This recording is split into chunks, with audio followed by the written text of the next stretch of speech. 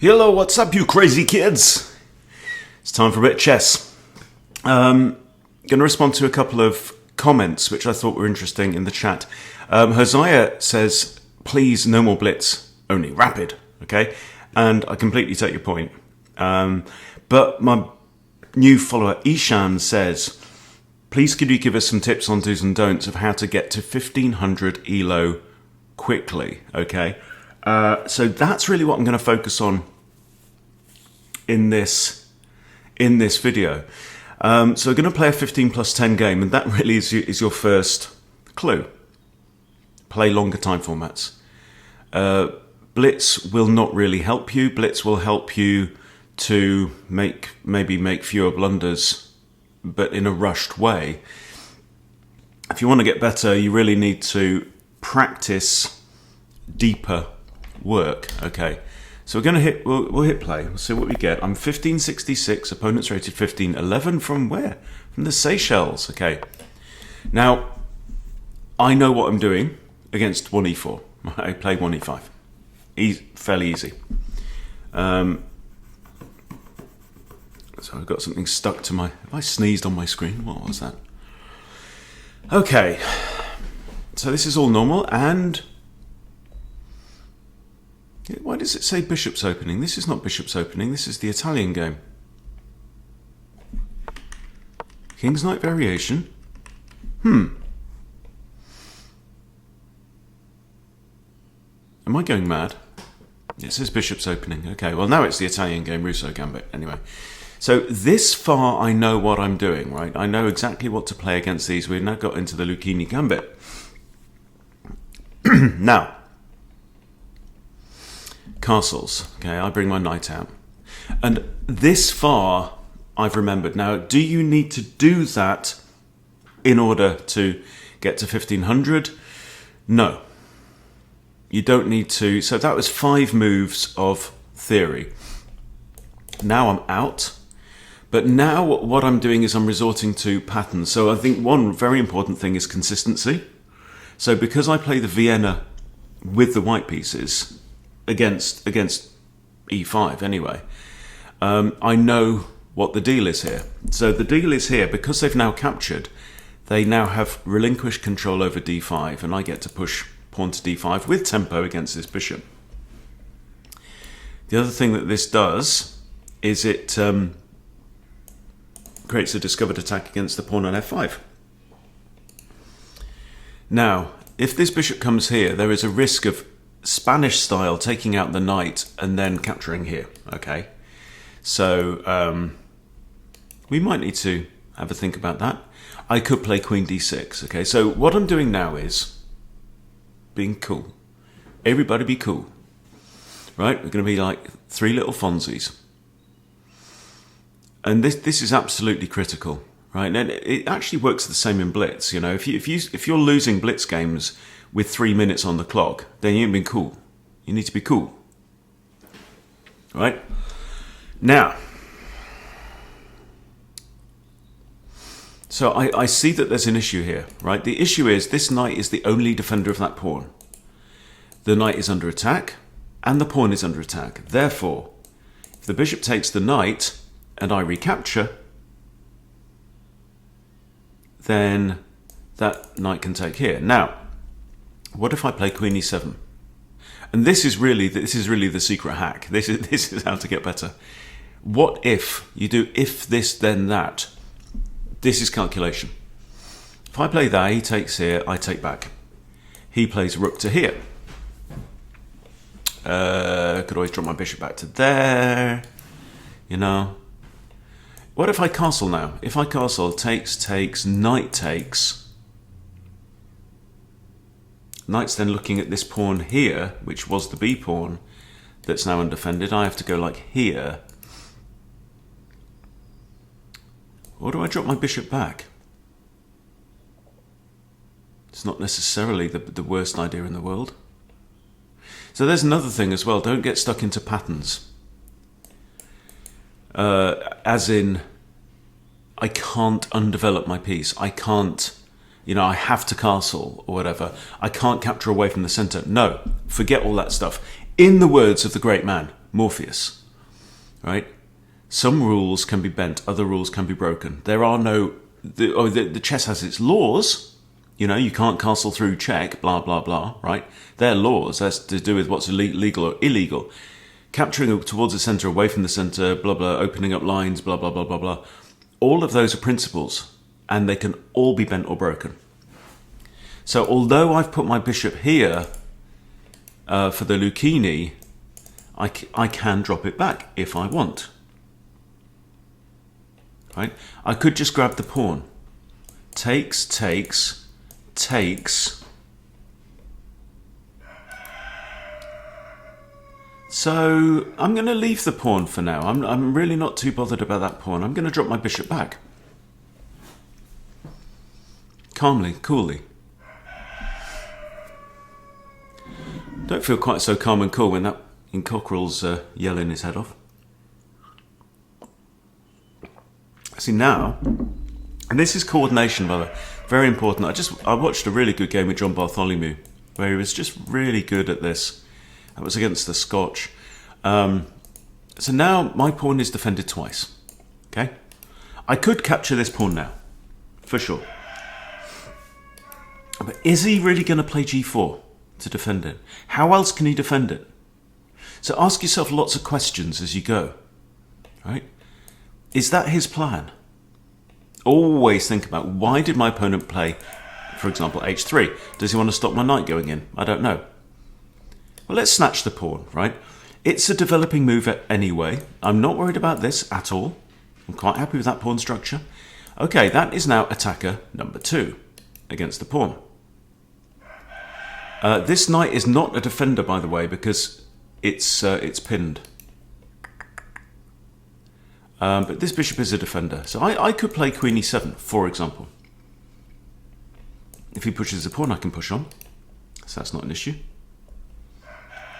If I castle, this knight is now a defender. But if I castle, he could take out the knight. I recapture with the pawn. He takes here. Not perfect. Maybe the purpose of h3 is to stop my bishop from going to g4 and pinning his knight. That's a possibility. Is e4 a possibility? The more possibilities that you consider when you play, the better you will play. Look at this, e4. Move the pawn out of range of the knight. e4. Rook takes doesn't work, because pawn takes rook, right? There, pawn takes, knight takes. Something like that, right? Could be interesting. e4. Pawn takes, bishop takes, or knight takes. And there we go. I'm not saying it's the best move. I don't always play the best move at all.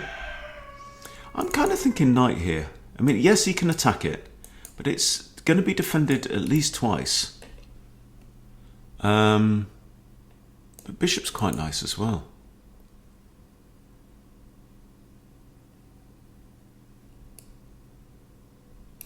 Or pawn. Let's consider pawn. I mean, you know, the thing about pawn is that it comes with it's more forcing because the knight has to move, right? So if pawn takes here, that I'm not worried about. Pawn takes.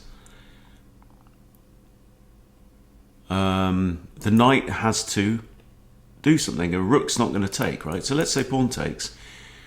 Knight goes here, I just take it. Knight goes here. King bird. Let's take with the bishop. I'm going to take with the bishop. Pawn takes might have been good. So my opponent's on 1540. So this is a 15 plus 10, so there's a 10-second increment on every turn. He hasn't used 10 seconds on any of his moves so far. I have, however, used 2 minutes 52 on one. 45 seconds, 1 minute. I'm going to have to speed up a little bit. Okay. Queen e7 and castles that way is definitely a possibility. Okay. Right, so he's coming in now. Oh, okay, that's interesting. So he's got 2 threats here. That's now attacked twice.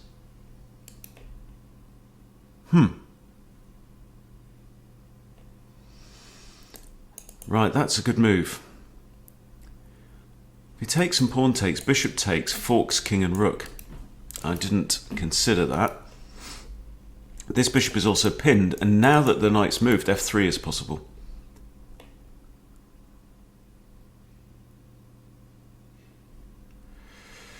So do I just castle now?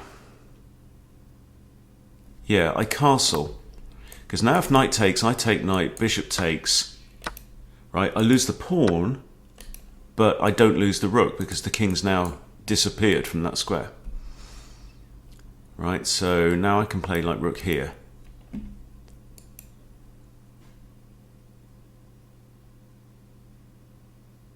Opponent took a massive 29.5 seconds over that idea. All right. I'd love to have my queen here with a threat of diving in.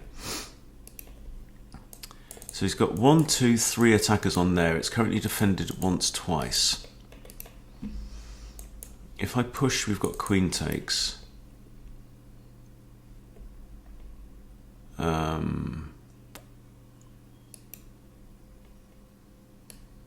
have this pinning the knight on the rook. And adding a third defender. Oh, by the way, this is also attacking. Okay. Okay, I'm going to take out the knight. I'm going to take out the knight, mess up his pawns. He's now got doubled isolated pawns on the c-file. I might think about this. Attacking that piece. I'm a pawn down.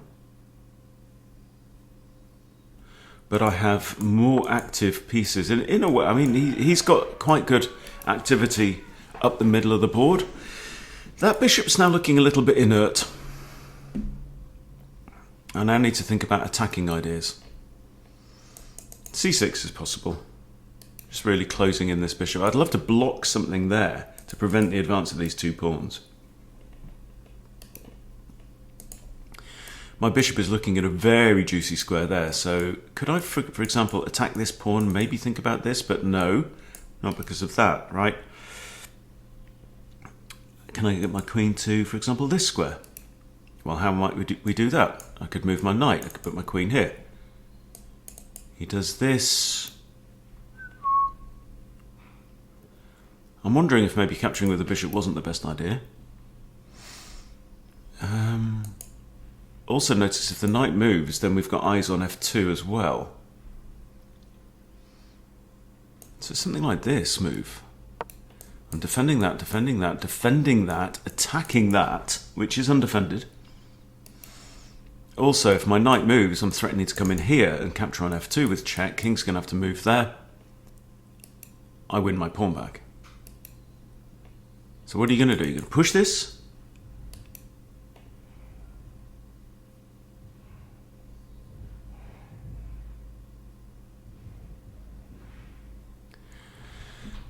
It's kind of a clumsy game. Other things to bear in mind.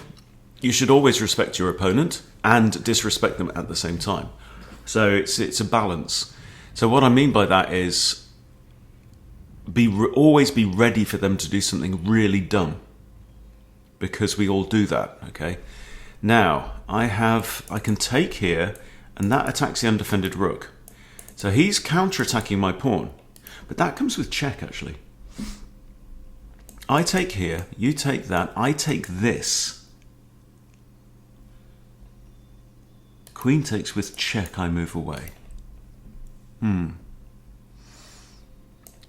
Bishop takes here, knight takes. Bishop's undefended. Okay, I take here, bishop takes with check. Bishop takes. Queen can't take. Bishop takes the check, bishop takes. This rook's hanging because it's undefended, because he's not completed development.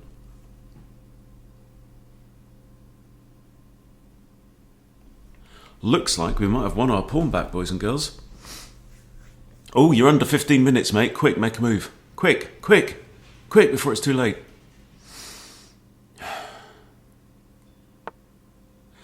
The other thing, of course, that goes along with the idea of playing longer time controls is use the damn time. All right, now. Okay, I'm quite liking this. Now, we have our pawn back. He's also defending f2, by the way. So always make note of everything that changes on the board with every move. Takes, I can win a bishop and a pawn for a rook. I don't really see much value in that. I like the fact I've got eyes on here. I'd love to get my queen here.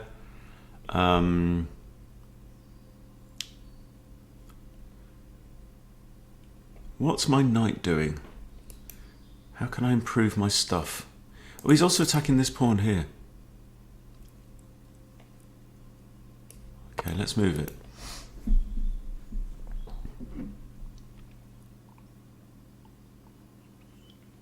If you haven't got time to spot what's going on the board, you haven't given yourself enough time. It's that simple, really. Okay, opponent has 2 bishops. Also, always play with an increment as well. Because playing with an increment means that the player in the best position is likely to win. Okay? What are you doing? You don't want that knight. You don't want that knight. Oh, just this. That's okay. I mean, you could attack it, but it's defended by the queen. You know, I'm quite well coordinated here. Look, that knight's defended 3 times. Right? My bishop's defended by the pawn, defends. Queen defends that. Rooks defend each other. This with the arrows is what I call the goldfish method, where you pretend that you're seeing each frame, each position on the board for the first time. He doesn't want that, surely. I've got queen takes and I'm just threatening to come in here and there in checkmate. Maybe I should drop my queen here.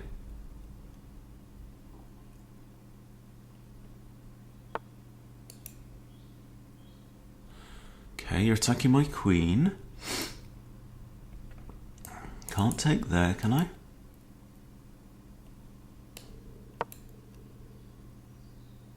Okay, now the queen's no longer defending the knight. So if he takes, I have to take probably with the rook. But that's not a bad thing, because then I get to play rook b f8, and I've got lots of pressure then against f2.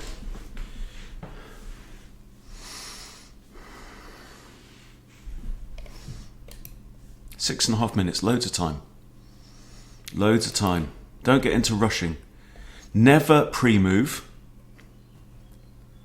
Never play automatically. Unless you know that your next move is forced.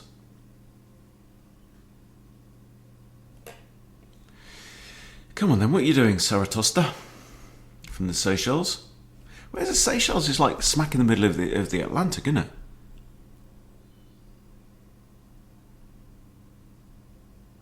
So what you see here is actually very, very common. My opponent didn't spend 30 seconds on a single move until move 11. And now he's spending 30 to 45 seconds on every move.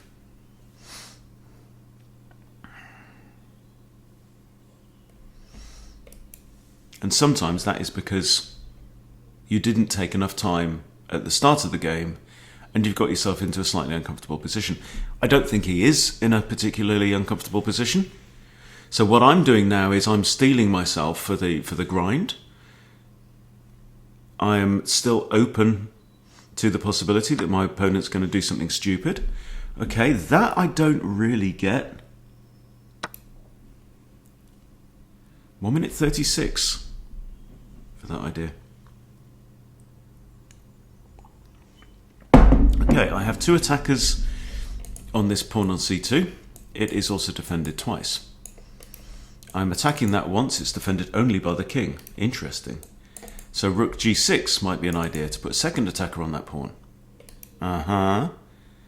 Moving this pawn doesn't work because queen takes rook. That pawn is the only defender of that rook. Okay, these are all facts. These are all facts about what is on the screen. Hello, on the board. That's a funny move. Can I just play this now? Always be thinking about pressure. That puts pressure on my opponent, right? Ah, then he can push f3 because the queen now defends the rook. I think that might be the idea. There pushes f3. I take. The rook's pinned. And so's the pawn. I'm going to do it. If he pushes f3, I can take the pawn. Oh, what? Oh, you... Ah! That was a good move. This pawn was pinned and I missed it. Simple fact, right? And I missed it.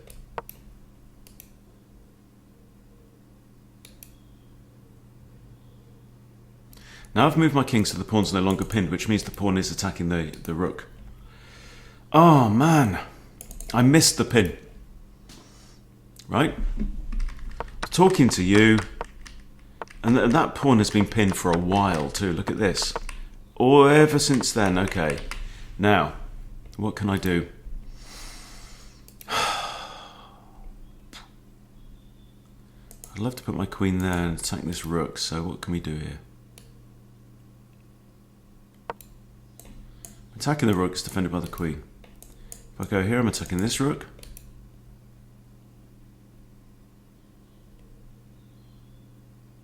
So I'm a whole piece down. But this bishop is somewhat blocked off for now. But I'm definitely worse. Happens. And then it's always important as well to try and maintain the same kind of mental state, right? I'm grim, I'm determined, I'm a little bit evil.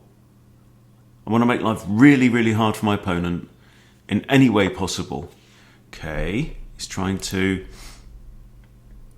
do that. I think I'm going to come here. Might do this and attack the rook. I can attack that pawn as well. No, that's defended by the queen and the king. Here though, rook bf8 definitely makes sense. He wants to move this pawn really because he needs to improve that bishop, right? Right now this bishop's doing nothing. It can't get through here.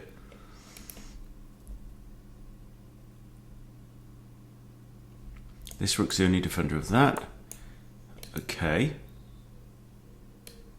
Let's chuck this in. The bishop now defends both of these, one in each hand, holding the baby. Okay, you're attacking my queen. I see it. Let's go here.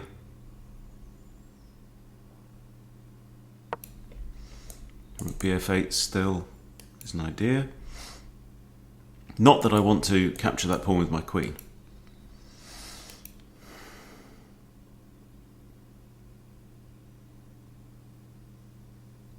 But really that mental mindset is the key thing. It is sometimes harder for me to kind of narrate a game and describe what's going on at the same time as concentrating, but you know, by the same token it also helps. You know, really do talk to yourself about every move. Okay, he's moved back. I'm attacking that twice. Now let's say I move my rook over here, move my queen out of the way. Takes. Doesn't really help me. I get a queen and a pawn for two rooks, which is kind of an equal trade. How about this move? This idea.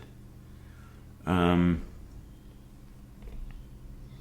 don't see any reason not to put my rook on the f-file anyway. Where can...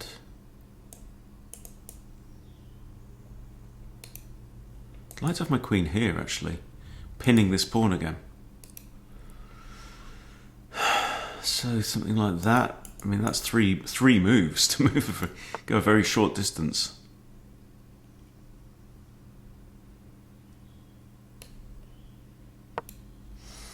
Yeah. I have to take back with the queen. If I take back with the rook, I get checkmated on the back rank. Our opponent's done a good job, though. Okay, queen has to defend this now.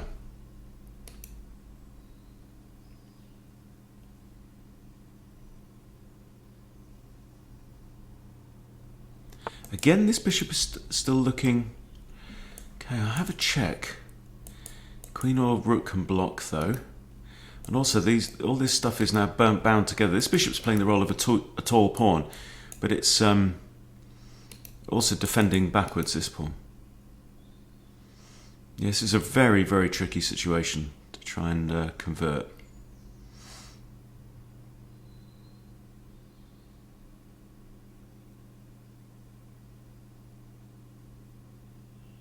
Okay, I'm going to resign the game. And it'll say I'm -4 or something like that. Yeah.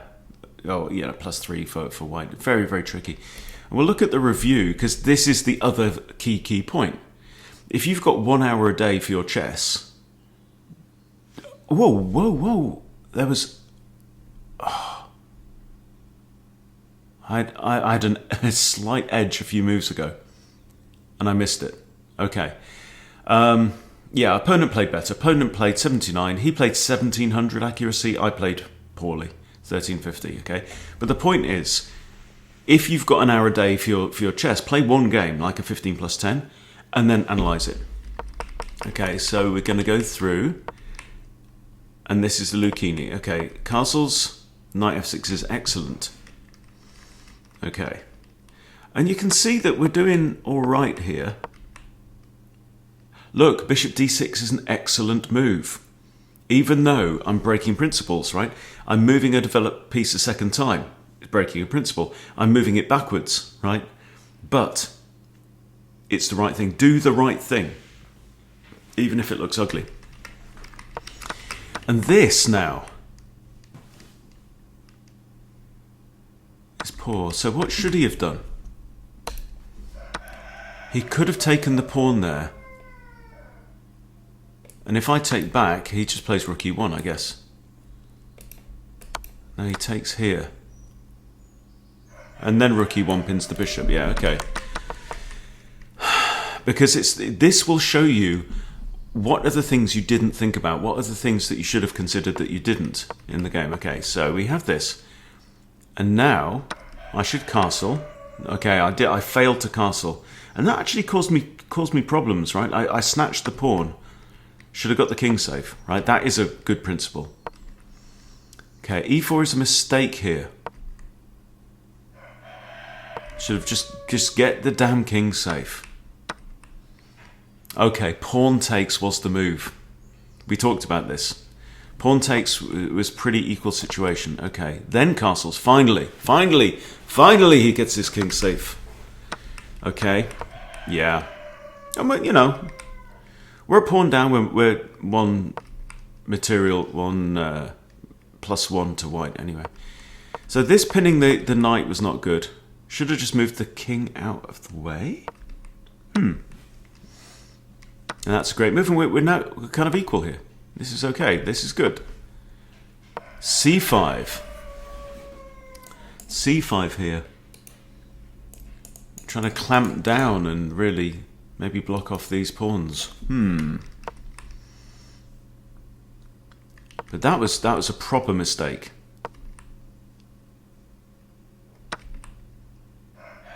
Okay, so we win the pawn back. Again, c5. See, this is relatively poor play from both sides going on. Okay, take that with the rook. And here, this is the pin. This is the pin that I missed, right? And that's a mistake from him. And this is my opportunity to strike. It's saying a4. Yeah. a4 here.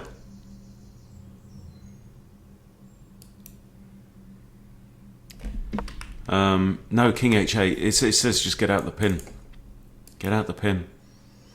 And this is the key thing, right? Games, nearly all games in my experience, and I've played thousands and thousands of them, nearly all games are decided by a blunder or mistake. And this is mine, right? Learn from it. Accept it. Take it on the chin. Don't get upset and angry with yourself, right? Just say, look, there was a gap in what I saw, you know? So here, I mean, could I even have taken the bishop out?